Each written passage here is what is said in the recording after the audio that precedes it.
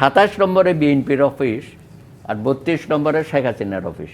জামাতের সাথে শেষ পর্যন্ত আজকে সন্ধ্যায় হলো, কিন্তু তার আগে তো বিএনপির সাথে নানান জায়গায় নানান বৈঠক হয়েছে এবং সেখানেও সিট নিয়ে ভাগাভাগি চেষ্টা করা হয়েছে, হয়তো মিলে নাই। শেষ পর্যন্ত তারা এসে এখন জামাতের ঘাড়ে চাপলো। হইতেই পারে এটা নির্বাচনী কৌশল হিসাবে। তবে জামাতের সাথে ঐক্য করাটা, এটা তো ইসলামিক জোট ছিল, তাই না? আমরা সকলেই বলছি ইসলামপন্থী দলগুলো তারা 8 দলীয় একটা জোট করেছে। এখন তার সাথে এনসিপি এবং এলডিপি যোগদান করাতে এটা কি ইসলামিক জোটের বাইরে না নির্বাচনী জোট, সেটা তাদের পরিষ্কার করতে হবে। যদিও শফিকুর রহমান সাহেব বলেছে যে এটা একটা নির্বাচনী সমঝোতা, এনসিপিও তাই বলেছে।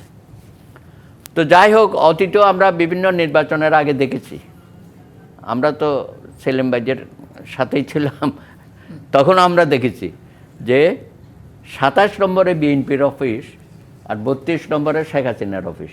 কিছু লোকজন 27 থেকে বেরিয়ে 32 নম্বরে যেত নির্বাচনে অংশগ্রহণ করার জন্য, আবার 32 নম্বর থেকে বেরিয়ে 27 নম্বরে যেত।